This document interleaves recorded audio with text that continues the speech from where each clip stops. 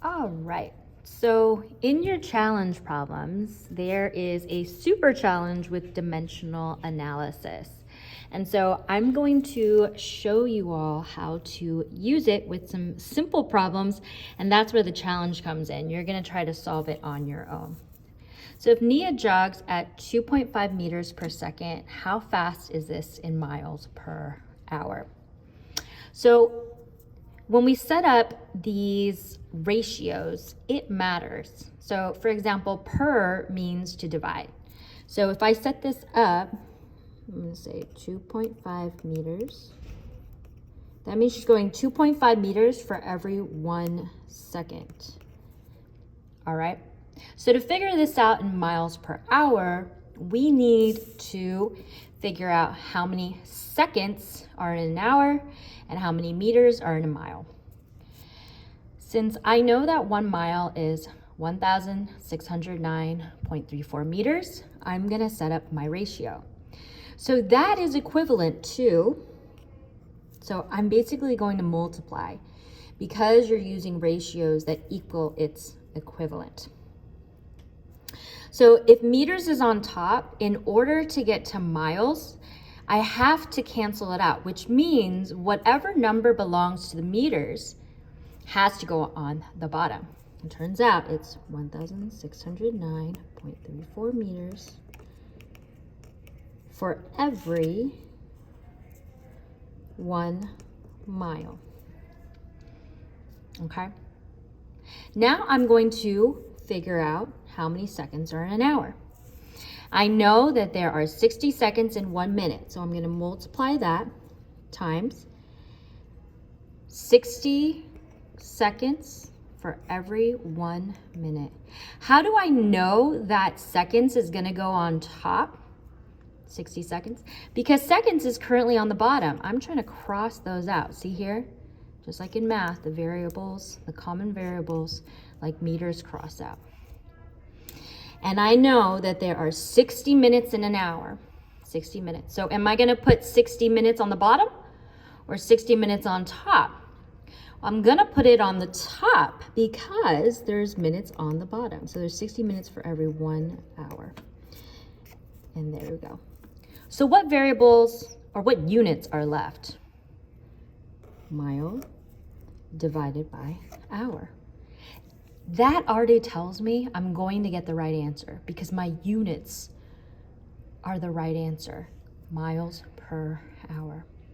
So I'm going to have to multiply 2.5 times 60 times 60, 2.5. And then I'm going to divide that by 1,609.34. It's going to be miles per hour. And so calculating that, sorry for the loudness. Some of you might be on headphones. 2.5 times 60 times 60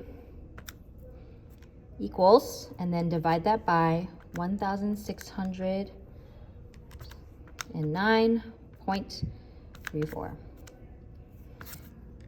5.59, so I'm just gonna round it.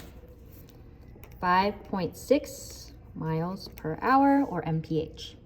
This is why it's important. Miles is actually mi and meters is m, but we use mph here because that's what our signs are. But just know that's not meters. If it was meters per hour, I would do m/h.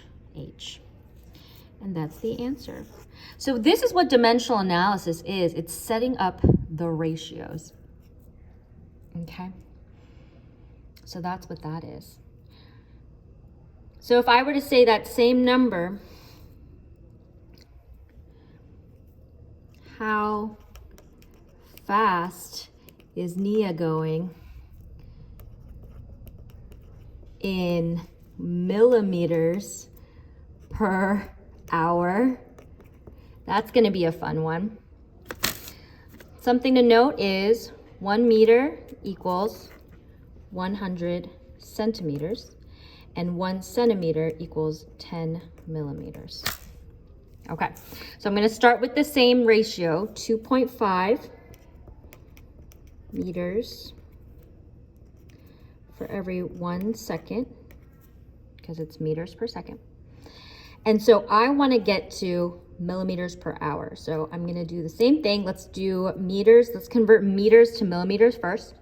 So I know that 1 meter is 100 centimeters. So I'm going to put the 1 meter at the bottom because the meters is at the top. So I can cross those out. 100 centimeters. And then I know that 1 centimeter is 10 millimeters. So centimeters on top, 1 centimeter on the bottom, 10 millimeters. And then I also know 60 seconds in an hour. So I'm going to put 60 seconds. Oops, I mean in 1 minute. Seconds is on the bottom. That's how I know 60 seconds is on the top. And then I know that for every hour, there's 60 minutes. Minutes on the bottom, minutes on the top. Okay, so the centimeters, I love this part. Ooh, the common units cross out. What do I have here? Millimeters, boom. And I have hour, and that's what I want to get right there. So I'm going to take 2.5 times 100 times 10 times 60 times 60. Woo. And then since all of these are ones, I don't really have to divide it by anything. So let's see what that is. 2.5 times 100 times 10 times 60 times 60. 9 and 6 zeros. 9, 1, 2, 3, 4, 5, 6 millimeters per hour. 9 million millimeters per hour. And that's dimensional analysis. So this is where the challenge comes in. After going through these sample problems, can you figure out these fun problems while incorporating the equations that are given to you? Good luck.